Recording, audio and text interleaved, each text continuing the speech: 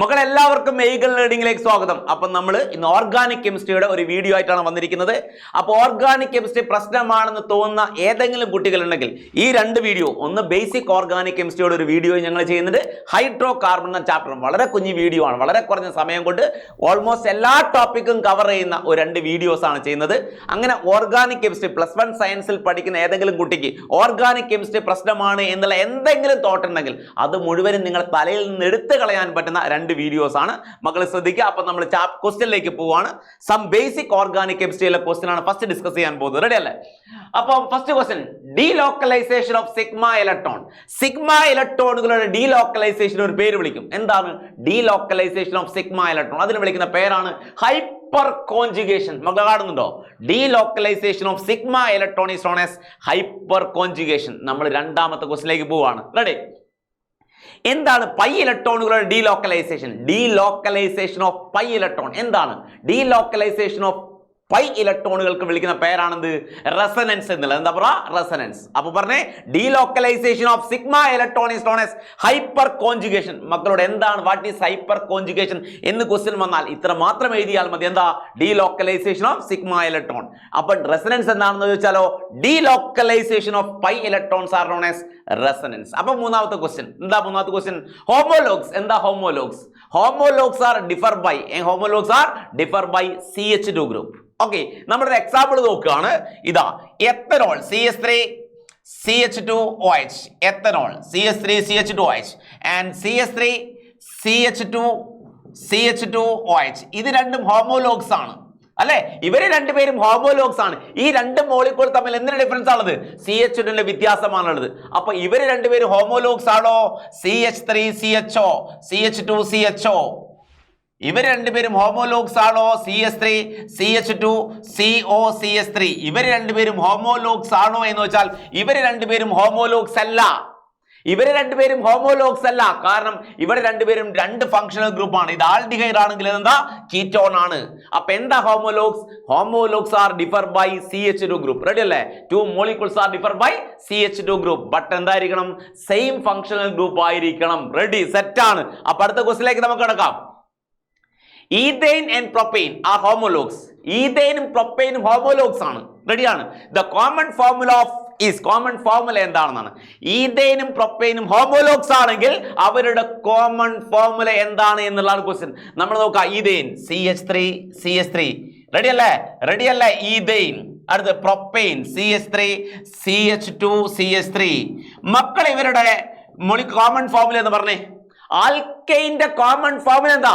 ആൽക്കൈന്റെ common ഫോർമുലയാണ് CnH2n+2. ഇതിന്റെ common ഫോർമുലയാണ് CnH2n+2. രണ്ടുപേർക്കും same common formula അല്ലെ?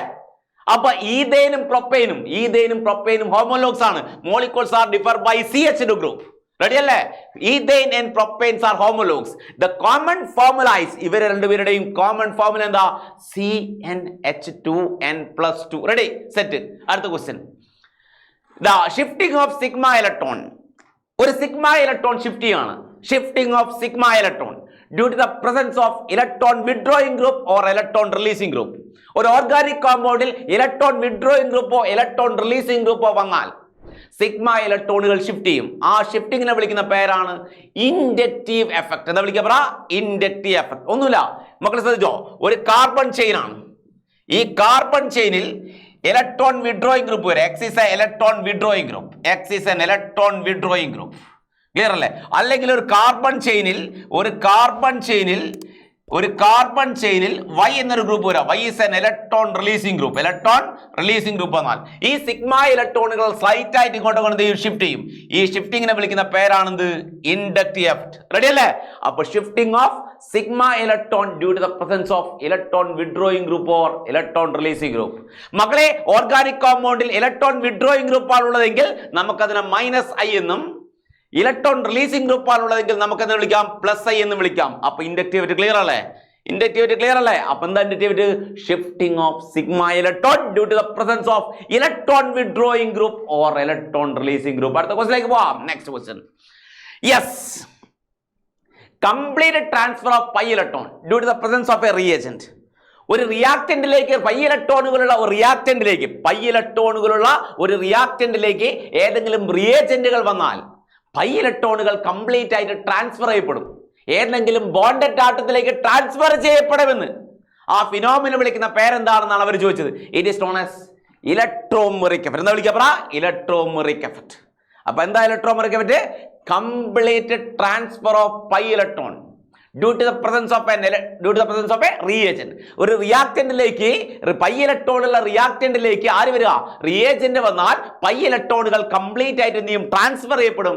ആ ട്രാൻസ്ഫർ ചെയ്ത ഫിനോമിന വിളിക്കുന്ന പേരാണെന്ത്? Electromeric effect. റെഡി അല്ലേ? യെസ്. അടുത്ത ക്വസ്റ്റ്യൻ. ഇലക്ട്രോമെറിക് എഫക്ട് എന്താണെന്ന് വെച്ചാൽ ഒരു ടെമ്പററി എഫക്റ്റ് ആണോ ഒരു പെർമനന്റ് എഫക്റ്റ് ആണോ എന്നുള്ളതാണ് ക്വസ്റ്റ്യൻ. മക്കളെ, റിയേജന്റ് ആഡ് ചെയ്ത് കഴിഞ്ഞാൽ റിയേജന്റ് ആഡ് ചെയ്യുന്ന പ്രസൻസിൽ മാത്രമേ എന്തുണ്ടാവുള്ളൂ? ഇലക്ട്രോമെറിക് എഫക്റ്റ് ഉണ്ടാവുള്ളൂ. So electromeric effect is A temporary effect. Continuous question ആണ്, സ്ഥിരമായിട്ട് ചോദിക്കുന്ന ക്വസ്റ്റ്യൻ ആണ്. ഇലക്ട്രോമെറിക് എഫക്റ്റ് ഒരു ടെമ്പററി എഫക്റ്റ് ആണോ പെർമനന്റ് എഫക്റ്റ് ആണോ? It is A temporary effect. Ready, set അല്ലേ? അടുത്ത ക്വസ്റ്റ്യനിലേക്ക് നമ്മൾ പോവുകയാണ്. ടെമ്പററി എഫക്റ്റ് ആണ്. The compound like naphthalene and iodine and camphor ഒക്കെ നാഫ്തലിനും അയഡിനും കാംഫർ ഒക്കെ സെപ്പറേറ്റ് ചെയ്യാൻ നമ്മൾ ഉപയോഗിക്കുന്ന മെത്തേഡ് ആണിത് സബ്ലിമേഷൻ. എന്താ പറയാ? Sublimation. The compound like naphthalene, iodine and camphor are purified by. നാഫ്തലിനും അയഡിനും കാംഫർ ഒക്കെ പ്യൂരിഫൈ ചെയ്യാൻ നമ്മൾ ഉപയോഗിക്കുന്ന മെത്തേഡിനെ വിളിക്കുന്ന പേരെന്താ? സബ്ലിമേഷൻ. എന്താ വിളിക്കുക? പറ, സബ്ലിമേഷൻ. സെറ്റ് അല്ലേ? ഒരു 1 മാർക്ക് ക്വസ്റ്റ്യൻ ആണ്. ഈസി ആയിട്ട് 1 മാർക്ക് വാങ്ങാൻ പറ്റിയ റെഡിയാണ്. അടുത്ത ക്വസ്റ്റ്യനിലേക്ക് നമുക്ക് പോകാം. The chloroform and aniline are separated by. ക്ലോറോഫോമും അനലിനും സെപ്പറേറ്റ് ചെയ്യാൻ ഉപയോഗിക്കുന്ന മെത്തേഡ്. മക്കളെ, ക്ലോറോഫോമും അനലിനും സെപ്പറേറ്റ് ചെയ്യാൻ ഉപയോഗിക്കുന്ന മെത്തേഡാണ് ഡിസ്റ്റിലേഷൻ. അല്ലെ? ഡിസ്റ്റിലേഷൻ. ഒരാൾക്ക് ബോയിലിംഗ് പോയിന്റ് കൂടുതൽ, മറ്റേ ബോയിലിംഗ് പോയിന്റ് കുറവാണെങ്കിൽ നമ്മൾ ചൂടാക്കിയാൽ എന്ത് സംഭവിക്കും? ആർക്കാണ് ബോയിലിംഗ് പോയിന്റ് കുറവുള്ള അയാൾ വേപ്പറായി പോകുമെന്ന്. അതിന് വിളിക്കുന്ന പേരാണെന്ത്? ഡിസ്റ്റിലേഷൻ. റെഡി അല്ലേ? അടുത്ത ക്വസ്റ്റ്യനിലേക്ക് നമുക്ക് പോവാം. Crude oil is purified by. Crude oil ഒരുപാട് കോമ്പൗണ്ട് ഇല്ലേ? പെട്രോൾ ഉണ്ട്, ഡീസൽ ഉണ്ട്, കെറോസിൻ ഉണ്ട്, അങ്ങനെ ഒരുപാട് കോമ്പൗണ്ടുകൾ ഉണ്ട് crude oil. Almost same boiling പോയിന്റാ.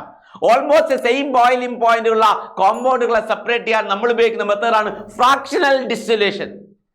2 or 3 കമ്പോണന്റുകൾക്ക് ഒരേ ബോയിലിംഗ് പോയിന്റ് ആണെങ്കിൽ നമ്മൾ ഉപയോഗിക്കുന്ന മെത്തേഡാണ് ഫ്രാക്ഷണൽ ഡിസ്റ്റിലേഷൻ. സെറ്റ് അല്ലേ? റെഡി. അടുത്ത ക്വസ്റ്റ്യനിലേക്ക് പോകാം. ഗ്ലിസറോൾ ആൻഡ് സ്പെൻഡ്ലൈയും ആർ സെപ്പറേറ്റഡ് ബൈ. എങ്ങനെ സെപ്പറേറ്റ് ചെയ്യാം? Distillation under reduced pressure. Glycerol and spent lye are separated by distillation under reduced pressure. എന്താണ് ഡിസ്റ്റിലേഷൻ അണ്ടർ റെഡ്യൂസ്ഡ് പ്രഷർ എന്ന് വെച്ചാൽ എയുടെയും ബിയുടെയും ബോയിലിംഗ് പോയിന്റ് ഓൾമോസ്റ്റ് സെയിം ആയിരിക്കും. പക്ഷേ ചൂടാക്കി കഴിഞ്ഞാൽ ഏതെങ്കിലും ഒരു കോമ്പൗണ്ടിനെ ഡീകമ്പോസ് ചെയ്യും. അതായത് ബോയിലിംഗ് പോയിന്റ് കുറവുള്ള കോമ്പൗണ്ട് ചിലപ്പോൾ എന്ത് ചെയ്യും? ചൂടാക്കിയാൽ ഡിസ്റ്റിൽ ചെയ്യും. അത്തരം കോമ്പൗണ്ടുകളെ സെപ്പറേറ്റ് ചെയ്യാൻ നമ്മൾ ഉപയോഗിക്കുന്ന മെത്തേഡാണിത് distillation under reduced pressure. Clear അല്ലേ? Some compound may decompose at its boiling point and that compounds are separated by distillation under reduced pressure. Ready അല്ലേ? നെക്സ്റ്റ് ക്വസ്റ്റ്യനിലേക്ക് പോവാം. അനലിനും വാട്ടർ മിക്സ് ചെയ്ത് കിടക്കുക, അവരെ സെപ്പറേറ്റ് ചെയ്യാൻ നമ്മൾ ഉപയോഗിക്കുന്ന മെത്തേഡാണ് സ്റ്റീം ഡിസ്റ്റിലേഷൻ. സ്റ്റീം വഴി ഡിസ്റ്റിൽ ചെയ്യുന്ന കോമ്പൗണ്ടുകളെ സെപ്പറേറ്റ് ചെയ്യാൻ, അനലിനെയും വാട്ടറിനെയും സെപ്പറേറ്റ് ചെയ്യാൻ നമ്മൾ ഉപയോഗിക്കുന്ന മെത്തേഡാണിത് സ്റ്റീം ഡിസ്റ്റിലേഷൻ. ക്ലിയർ അല്ലേ? അടുത്തത് ഓർഡർ ഓഫ് സ്റ്റെബിലിറ്റി ഓഫ് കാർബോനയോൺ. നോക്കാം നമുക്ക്.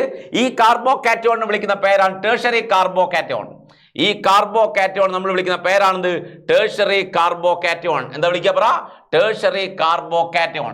ഈ കാർബോകാറ്റയോൺ ടെർഷ്യറി 3 ഡിഗ്രി കാർബോകാറ്റയോൺ, ഇത് 2 ഡിഗ്രി കാർബോകാറ്റയോൺ, ഇത് 1 ഡിഗ്രി കാർബോകാറ്റയോൺ. സ്ഥിരം ക്വസ്റ്റ്യൻ ആണ്. 3 ഡിഗ്രി ആണോ 2 ഡിഗ്രി ആണോ 1 ഡിഗ്രി ആണോ മോർ സ്റ്റേബിൾ എന്ന് വെച്ചാൽ 3 ഡിഗ്രി ആണ് മോർ സ്റ്റേബിൾ. ഈ പോസിറ്റീവ് ചാർജുള്ള കാർബണ് 3 ആൽക്കൈൽ ഗ്രൂപ്പായിട്ട് ടച്ച് ഉണ്ട്. കാണുന്നുണ്ടോ നിങ്ങൾ? ഈ പോസിറ്റീവ് ചാർജുള്ള കാർബണ് 2 ആൽക്കൈൽ ഗ്രൂപ്പായിട്ട് ടച്ച് ഉള്ളത്, അതിനെ വിളിക്കുന്ന പേരാണ് 2 ഡിഗ്രി. ഈ പോസിറ്റീവ് ചാർജുള്ള കാർബൺ 1 ആൽക്കൈൽ ഗ്രൂപ്പുമായിട്ട് മാത്രമേ ടച്ച് ഉള്ളൂ, അതിനെ വിളിക്കുന്ന പേരാണ് 1 ഡിഗ്രി. അപ്പൊ ആരാണ് മോർ സ്റ്റേബിൾ? 3 ഡിഗ്രി ആണോ 2 ഡിഗ്രി ആണോ 1 ഡിഗ്രി ആണോ വെച്ചാൽ 3 ഡിഗ്രി ആണ് മോർ സ്റ്റേബിൾ. ആരെക്കാളും 2 ഡിഗ്രിനേക്കാളും, ആരെക്കാളും 1 ഡിഗ്രിനേക്കാളും. എന്താണ് റീസൺ എന്ന് വെച്ചാൽ നിങ്ങൾ പറഞ്ഞാൽ മതി. 3 ഡിഗ്രിക്ക് maximum number of hyperconjugation എന്ന് വിളിക്കുക. പറ, maximum number of hyperconjugation. 3 ഡിഗ്രിക്ക് മാക്സിമം നമ്പർ ഓഫ്, റീസൺ ഇതാ, maximum number of hyperconjugation. Per conjugating structure. Conjugating structure എന്ന് എഴുതി വെച്ചാൽ മതി. റെഡി? 3 ഡിഗ്രിക്ക് maximum number of 5 per conjugating structure. അപ്പൊ ആരാണ് more stable? 3 degree, 2 degree or 1 degree. 3 degree എന്ന് പറഞ്ഞാൽ പോസിറ്റീവ് ചാർജുള്ള കാർബണ് 3 ആറായിട്ട് ടച്ച്. 2 ഡിഗ്രി എന്ന് പറഞ്ഞാൽ പോസിറ്റീവ് ചാർജുള്ള കാർബൺ 2 ആൽക്കൈൽ ഗ്രൂപ്പായിട്ട് ടച്ച്. റെഡി അല്ലേ? അപ്പൊ ആരാ മോർ സ്റ്റേബിൾ? 3 ഡിഗ്രി ആണ് മോർ സ്റ്റേബിൾ. ടേഴ്സറി ആണ്, പിന്നെ സെക്കൻഡറി ആണ്, പിന്നെയോ പ്രൈമറി. റെഡി? സെറ്റ് അല്ലേ? അടുത്ത question, order stability of carbanion. കാർബാനയോണിന്റെ സ്റ്റെബിലിറ്റി ഏറ്റവും കൂടുതൽ സ്റ്റേബിൾ ആയിട്ടുള്ള കാർബാനയോൺ എന്ന് വെച്ചാൽ ഇതാ മീഥൈൽ കാർബൺ. ഇതാണ് മീഥൈൽ കാർബാനയോൺ. മീഥൈൽ ഇത് പ്രൈമറി കാർബാനയോൺ, 1 ഡിഗ്രി പ്രൈമറി. ഇത് 2 ഡിഗ്രി കാർബാനയോൺ. ഇത് 3 ഡിഗ്രി കാർബാനയോൺ. ലീസ്റ്റ് സ്റ്റേബിൾ ആരാ? 3 ഡിഗ്രി കാർബാനയോൺ. നെഗറ്റീവ് ചാർജുള്ള കാർബൺ 3 മീഥൈൽ ഗ്രൂപ്പായിട്ട് touch. So it is known as 3. Negative ചാർജുള്ള കാർബൺ 2 ആളായിട്ട് ടച്ചാൽ 2. നെഗറ്റീവ് ചാർജുള്ള കാർബൺ ഒരാളായിട്ട് മാത്രമേ ടച്ചിലുള്ളെങ്കിൽ എന്താ 1 ഡിഗ്രി. അപ്പൊ ആരാ, ഏത് കാർബാനയോൺ ആണ് മോർ സ്റ്റേബിൾ എന്ന് വെച്ചാൽ ഏതാ? Methyl carbanion. 3 degree tertiary carbanion least stable ആണ്. റീസൺ എന്താണെന്ന് ചോദിക്കും. ടേഴ്സറി കാർബാനയോൺ ലീസ്റ്റ് സ്റ്റേബിൾ ആവാനുള്ള റീസൺ എന്ന് പറഞ്ഞാൽ plus I effect is maximum എന്ന് എഴുതി വെച്ചാൽ മതി. പ്ലസ് ഐ എഫക്ട് ഈസ് ഇതാ, plus I effect is maximum. റെഡിയാണ്?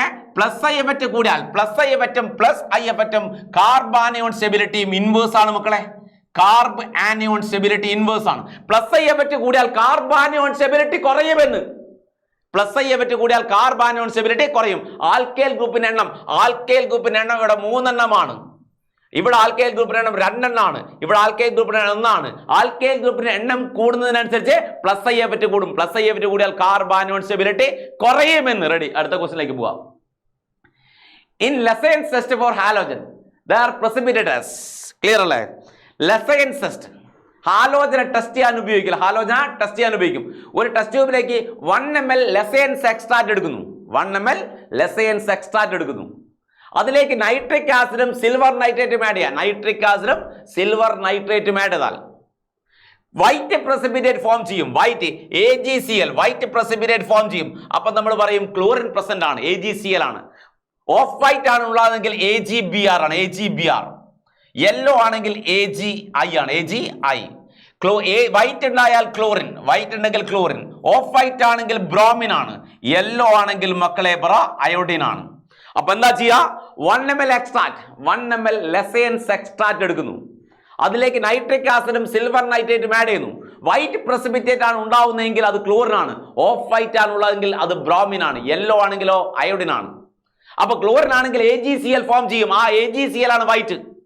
ബ്രോമിൻ ആണെങ്കിൽ AgBr ഫോം ചെയ്യും. അതാണ് ഓഫ് വൈറ്റ്. അയോഡിൻ ആണെങ്കിൽ യെല്ലോ, അതാണ് AgI. So halogen is precipitated as AgX. X equal to chlorine, bromine, iodine. ഇതിലേതെങ്കിലും ഒന്നാവാം. റെഡി അല്ലേ? റെഡി അല്ലേ? അടുത്ത ക്വസ്റ്റിലേക്ക് നമുക്ക് പോവാം. റെഡി? AgX പറഞ്ഞിട്ട്. In Lassaigne's test for nitrogen they are precipitated as. എന്താണ് നൈട്രജൻ ലെസേൻസ് ടെസ്റ്റ് എന്ന് പറഞ്ഞാൽ 1 ml ലെസേൻസ് എക്സ്ട്രാക്ട് എടുക്കുന്നു. അതിലേക്ക് സൾഫ്യൂരിക് ആസിഡ് ആഡ് ചെയ്യുന്നു. അതിലേക്ക് ഫ്രഷ്ലി പ്രിപ്പയർഡ് ഫെറസ് സൾഫേറ്റും ആഡ് ചെയ്യുന്നു. എന്തൊക്കെ പറ? 1 ml എക്സ്ട്രാക്ട് എടുക്കുന്നു. അതിലേക്ക് സൾഫ്യൂരിക് ആസിഡ് ആഡ് ചെയ്യുന്നു. അതിലേക്ക് ഫ്രഷ്ലി പ്രിപ്പയർഡ് ഫെറസ് സൾഫേറ്റും മക്കൾ ആഡ് ചെയ്താൽ മക്കൾ നോക്കുക, ഇതാ ഇങ്ങനെ ഒരു കോമ്പൗണ്ട് പ്രൊഡ്യൂസ് ചെയ്യും. Fe4 FeCN6 thrice എന്നുള്ള compound. Okay, Fe4 FeCN6 thrice എന്നുള്ളൊരു കോമ്പൗണ്ട് ഉണ്ടാവുന്നുണ്ട്. യെസ് റെഡില്ലേ? എന്താണ് പറ? Fe4 FeCN6 thrice. ഇത് ഈസ് പ്രഷ്യൻ ബ്ലൂ കളർ ആണ്. പ്രഷ്യൻ ബ്ലൂ കളർ ഫോം ചെയ്യും. അപ്പൊ 1 ml എക്സ്ട്രാക്ട് എടുക്കുന്നു, 1 ml ലെസേൻസ് എക്സ്ട്രാക്ട് എടുക്കുന്നു. അതിലേക്ക് മക്കൾ എന്താ ചെയ്യേണ്ടത്? സൾഫ്യൂരിക് ആസിഡ് ആഡ് ചെയ്യുന്നു. പിന്നെ freshly prepared ferrous sulphate add ചെയ്യുന്നു. Blue colour, Prussian blue colour form ചെയ്യും. പ്രഷ്യൻ ബ്ലൂ കളർ ഉണ്ടാവാൻ കാരണം ഫെറിക് ഫെറോസൈനഡാ. Fe4 മക്കൾ പറ Fe4 FeCN6 thrice എന്നുള്ള കോംപ്ലക്സ് ഉണ്ടാക്കും. അതിന് കളറാണ് ബ്ലൂ കളർ. റെഡിയാണ്? അടുത്ത question. Okay, ferric ferrocyanide question ഉണ്ട്. Ready? Example of electrophile. Electrophiles are electron loving. അവർക്ക് ഇലക്ട്രോണിന് ഇഷ്ടപ്പെടുന്നവരാണ് അവർ. ഇലക്ട്രോണിന് ഇഷ്ടപ്പെടുന്നവർ ഇലക്ട്രോൺ നെഗറ്റീവ് ചാർജ് ആണ്. ഇലക്ട്രോണിന് ഇഷ്ടപ്പെടുന്നവർക്ക് പോസിറ്റീവ് ചാർജ് ആയിരിക്കും, അല്ലെങ്കിൽ അവർ ഇലക്ട്രോൺ ഡിഫിഷ്യന്റ് ആയിരിക്കണം. അല്ലേ? ഇവരൊക്കെ ഇലക്ട്രോഫൈൽ ആണ്. പോസിറ്റീവ് ചാർജ് ഉള്ളവരൊക്കെ ഇലക്ട്രോഫൈൽ ആണ്. NO2+ പോസിറ്റീവ് ആണ്. Cl+ പോസിറ്റീവ് ആണ്. CH3+ പോസിറ്റീവ് ആണ്. ഇവർക്ക് ഇലക്ട്രോണിന് ഇഷ്ടമാണ്. ഇലക്ട്രോണിനെ ഇഷ്ടപ്പെടുന്നവരെ നമ്മൾ വിളിക്കുന്ന പേരാണ് ഇലക്ട്രോഫൈൽ. ഇലക്ട്രോണിന് നെഗറ്റീവ് ചാർജ് ആണ്. നെഗറ്റീവിന് ഇഷ്ടപ്പെടുന്നവർക്ക് എന്തായിരിക്കണം? പോസിറ്റീവ് ആയിരിക്കണ്ടേ? അപ്പോൾ പോസിറ്റീവ് ചാർജ് ഉള്ളവരാ മക്കൾ വിളിക്കുന്ന പേരാണ് ഇലക്ട്രോഫൈൽ. അല്ലെങ്കിൽ ന്യൂട്രൽ ആയാലും മതി. ന്യൂട്രൽ എന്ന് പറഞ്ഞാൽ വാലൻസ് ഷെല്ലിൽ എത്ര ഇലക്ട്രോൺ? 6 ഇലക്ട്രോൺ. കണ്ടോ? അവർക്ക് ഇലക്ട്രോൺ ഇഷ്ടമാണ്. അവർക്ക് സ്റ്റേബിൾ ആവാൻ 2 more ഇലക്ട്രോൺ, 2ൽ കൂടുതൽ ഇലക്ട്രോൺ വേണം. സോ അവരെ വിളിക്കുന്ന പേര് 2 ഇലക്ട്രോൺ വേണം. അതുകൊണ്ട് അവരെ വിളിക്കുന്ന പേരാണ് ഇലക്ട്രോഫൈൽ. BF3 AlCl3 ഇലക്ട്രോഫൈൽ ആണ്. അവർക്ക് സ്റ്റേബിൾ ആവാൻ ഇനിയും ഇലക്ട്രോൺ വേണം. ഇലക്ട്രോണിനെ ഇഷ്ടപ്പെടുന്നവരെ നമുക്ക് വിളിക്കാം ഇലക്ട്രോഫൈൽ എന്ന് വിളിക്കാം. They are able to accept a pair of electron. ഒരു പെയർ ഓഫ് ഇലക്ട്രോൺ ആക്സെപ്റ്റ് ചെയ്യാൻ ഇവർ ഏബിൾ ആണെങ്കിൽ അവരെ വിളിക്കുന്ന പേരാണിത് electrophile. Example of nucleophile. Nucleophiles are nucleus loving ആണ്. ന്യൂക്ലിയോഫൈൽ എന്ന് പറഞ്ഞാൽ ന്യൂക്ലിയസ് ലവിംഗ് ആണ്. ന്യൂക്ലിയസിനെ ലവ് ചെയ്യുന്നവരാണ് അവർ. ന്യൂക്ലിയസ് എന്ന് പറഞ്ഞാൽ പോസിറ്റീവ് ചാർജ് ആണ്. പോസിറ്റീവിന് ചാർജിനെ ലവ് ചെയ്യുന്നവർക്ക് എന്ത് ചാർജ് ആയിരിക്കണം? നെഗറ്റീവ് ചാർജ് ആയിരിക്കണം. അല്ലെങ്കിൽ ന്യൂട്രൽ ആയാൽ മതി. ന്യൂട്രലിന്റെ പ്രത്യേകത എന്ന് പറഞ്ഞാൽ അവർക്ക് ചുറ്റും 8 ഇലക്ട്രോണുകൾ വേണം. അതിൽ 1 ലോൺ പെയർ ആയിരിക്കും. ഫോർ എക്സാമ്പിൾ അമോണിയയുടെ കേസ് എടുക്കുകയാണെങ്കിൽ അമോണിയയിൽ സെൻട്രൽ ആറ്റം നൈട്രജൻ ആണല്ലേ? സെൻട്രൽ ആറ്റം നൈട്രജൻ ആണ്. നൈട്രജൻ ചുറ്റും 3 ബോണ്ട് ഉണ്ട്. 1 2 3 ഒരു ലോൺ പെയർ. അപ്പൊ ന്യൂട്രൽ ന്യൂക്ലിയോഫൈൽ ആണെങ്കിൽ സെൻട്രൽ ആറ്റത്തിന് ചുറ്റും 8 ഇലക്ട്രോണുകൾ ഉണ്ടാവും. എന്തായിരിക്കണം? Lone pair. അറ്റ്ലീസ്റ്റ് ഒരു ലോൺ പെയർ വേണം. സോ അവരെന്ന് വിളിക്കാം ന്യൂക്ലിയോഫൈൽ എന്ന് വിളിക്കാം. റെഡിയാണ്? അപ്പൊ എക്സാമ്പിൾ ഫോർ ന്യൂക്ലിയോഫൈൽ പറ ഏതൊക്കെയാ? OH minus, Cn minus, NO2 minus. എന്താ ന്യൂക്ലിയോഫൈൽ? Nucleus loving. ന്യൂക്ലിയസിന് ചാർജ് പോസിറ്റീവ് ചാർജ്. ന്യൂക്ലിയസിനെ ലവ് ചെയ്യുന്നവർക്ക് ചാർജ് നെഗറ്റീവ് ചാർജ്. അല്ലെങ്കിൽ അവർ ന്യൂട്രൽ ആവാം. പക്ഷേ എന്ത് വേണം? സെൻട്രൽ ആറ്റത്തിന് ചുറ്റും 8 electron, 1 lone pair. Ready? Yes അല്ലേ? Homolytic fission. എന്താണ് ഈ homolytic fission? Symmetrical cleavage of covalent bond. ഒരു കോവലന്റ് ബോണ്ട് മിഡിലൂടെ ക്ലീവ് ചെയ്യാന്ന്. ഒരു കോവലന്റ് ബോണ്ട് ഇങ്ങനെ ക്ലീവ് ചെയ്യാം. ബോണ്ടിങ്ങിൽ പാർട്ടിസിപ്പേറ്റ് ചെയ്ത ഓരോ ആറ്റത്തിനും ഓരോ ഇലക്ട്രോൺ വീതം കിട്ടുന്ന രീതിയിൽ ബോണ്ട് എന്ത് ചെയ്യുക? ക്ലീവ് ചെയ്യുക. Symmetrical cleavage of covalent. മിഡിലൂടെ ക്ലീവ് ചെയ്യുക. ഇയാൾക്കും ഒരു ഇലക്ട്രോൺ കിട്ടി. അതിനെ വിളിക്കുന്ന പേരാണത് homolytic fission. Symmetrical cleavage of covalent bond ചോദിക്കുന്നതാണ്. എക്സാമിന് ചോദിക്കുന്നതാണ്. എന്താണ് ഹോമോലിറ്റിക് ഫിഷൻ എന്ന് ചോദിക്കാറുണ്ട്. Symmetrical cleavage of covalent bond. Ready? എന്താണ് heterolytic fission? It is unsymmetrical cleavage of covalent bond. അതായത് ഈ 2 ഇലക്ട്രോണിനെ ഇയാൾ എടുക്കുക. 2 ഇലക്ട്രോൺ ചേർത്തിട്ട് ഒരു ബോണ്ട് ഉണ്ടായത്. ഈ ബോണ്ട് ബ്രേക്ക് ചെയ്തിട്ട് 2 ഇലക്ട്രോൺ ഇയാൾ എടുക്കുക, അല്ലെങ്കിൽ 2 ഇലക്ട്രോണിനെ ഇയാൾ എടുക്കുക. സിമ്പിൾ ആയിട്ട് പറഞ്ഞ unsymmetrical cleavage of covalent bond. ഒന്നുമില്ലടാ, 50 രൂപ ഞാനും 50 രൂപ നിങ്ങളും മുടക്കിയിട്ട് ഒരു പഴം വാങ്ങിയിട്ട് നേരെ പകുതിയാക്കി 2 പേരും കഴിച്ചാൽ ഹോമോലിറ്റിക്. ഇനി 50 രൂപ ഞാനും 50 രൂപ നീയും മുടക്കിയിട്ട് എന്ത് ചെയ്യാം? ഒരു പഴം വാങ്ങിയിട്ട് ഞാൻ മൊത്തമായിട്ട് കഴിച്ചാലോ? അതാണ് ഹെട്രോലിറ്റിക്. അതിനെ വിളിക്കുന്ന പേരെന്താ? ഹെട്രോലിറ്റിക്. ഇവിടെ 1 ഇലക്ട്രോൺ ഈ ആറ്റത്തിനതും 1 ഇലക്ട്രോൺ ഈ ആറ്റത്തിനാ. പക്ഷേ ബോണ്ട് ബ്രേക്ക് ചെയ്യുന്നതിന് എന്ത് ചെയ്യും? 2 ഇലക്ട്രോൺ ഒരാൾ എടുക്കും. ഉണ്ടാവുന്നത് positive and negatively charge line. Unsymmetrical cleavage of covalent bond. കിട്ടി? Next question. Aldehydes and ketones shows dash isomerism ആണ്.